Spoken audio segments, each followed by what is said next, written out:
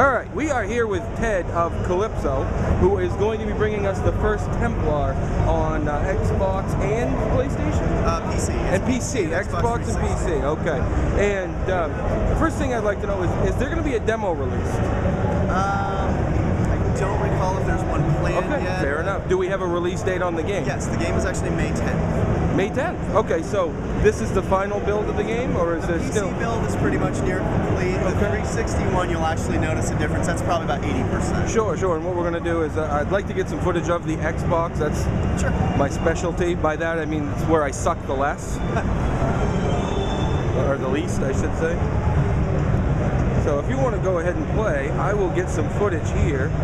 And then, if we have time, meaning if nobody shows up, I'd like to sit down and give it a go, because I've been following the game for a while just because it's a setting that I love.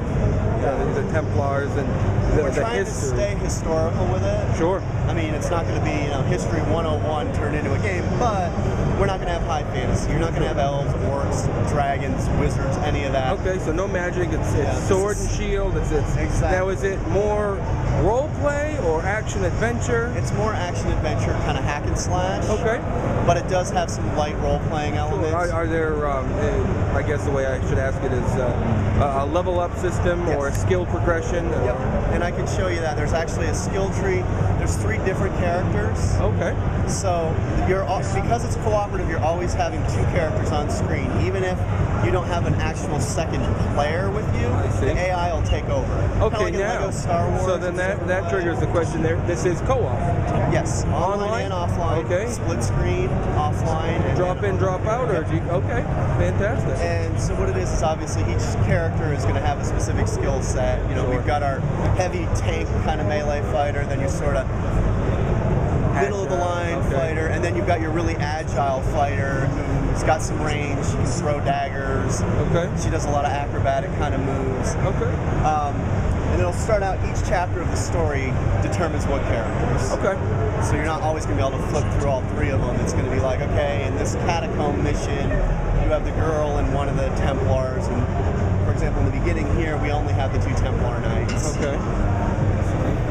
Now the question is, how long is the game? How long can we expect to be, fighting through as Templars? No, I honestly haven't asked that as far as how long it'll be. Okay. My guess from what I've played, 15 hours maybe. Okay, I mean, because you've got multiple difficulties, you've got multiple ways through the levels. All right. With the co-op, you could always play it again with a friend. With the actual, like if you were just to play start to finish, I don't have that answer. That's fair. That's fair. An estimate will work, especially where the game hasn't been released yet.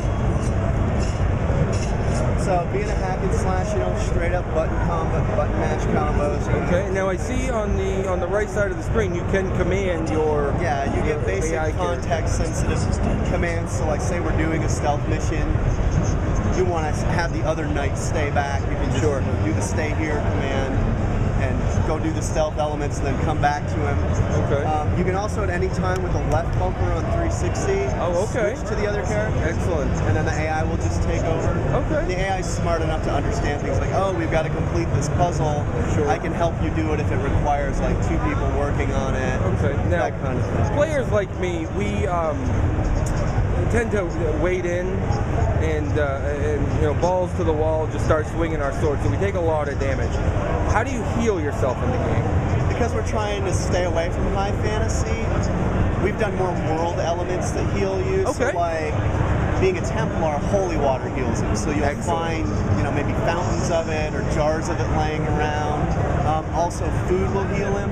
Okay. So say he's in the forest, he might find a berry tree, and if he picks the berries, and you just hit the A button. Excellent. Okay. He picks the berries and eats them. Any other kind of food, like in one level you raid a bandit camp and they have like pigs roasting on a fire, well you can eat that. Okay. And it's not gonna like make you sit through a cutscene of him chowing down or anything. So it's an instant. Yeah, it's just you hit A and he walks up to it and then all of a sudden your health bar goes up. Excellent. All right. Now, is there any sort of inventory system at all?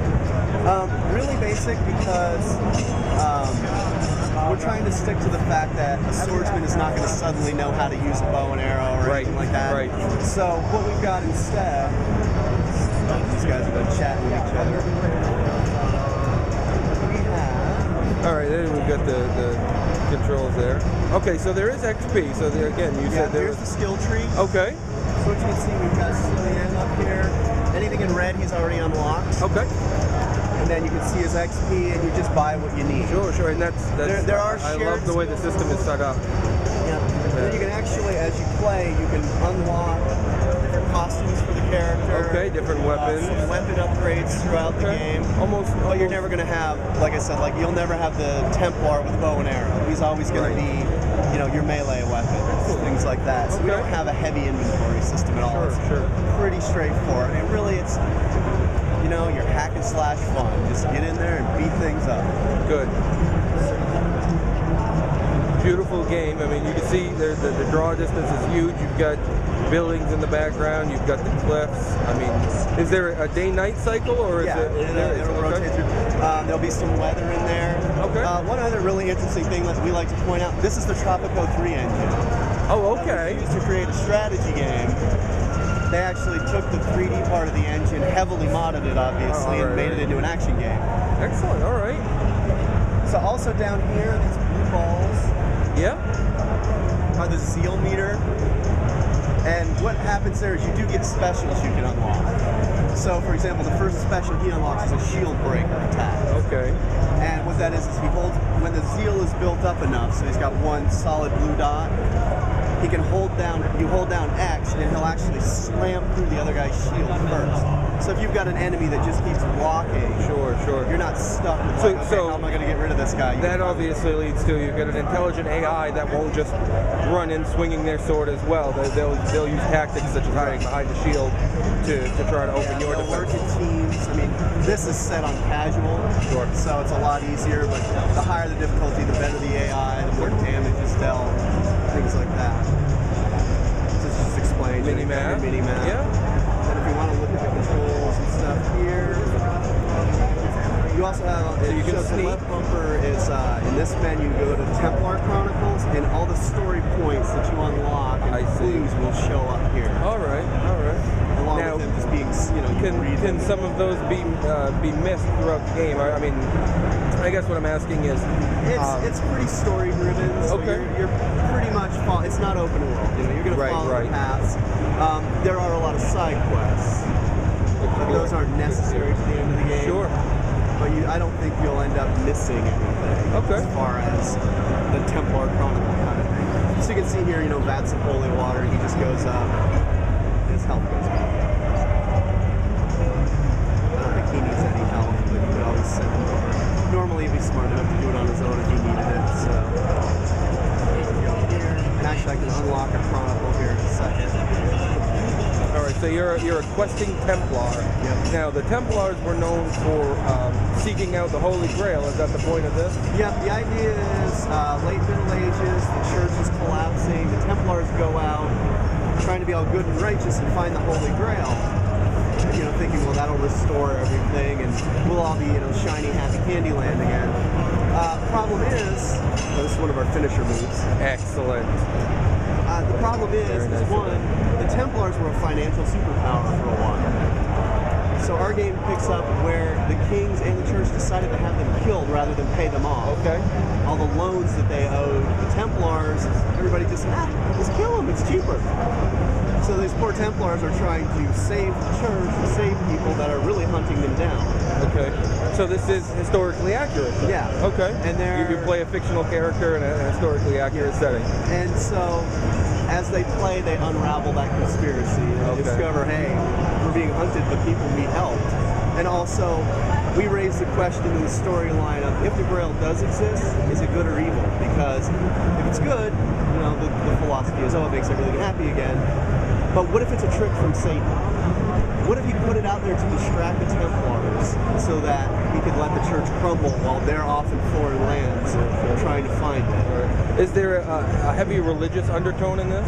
No, we definitely didn't, you know, go too big on that. We went more the conspiracy feel. Sure.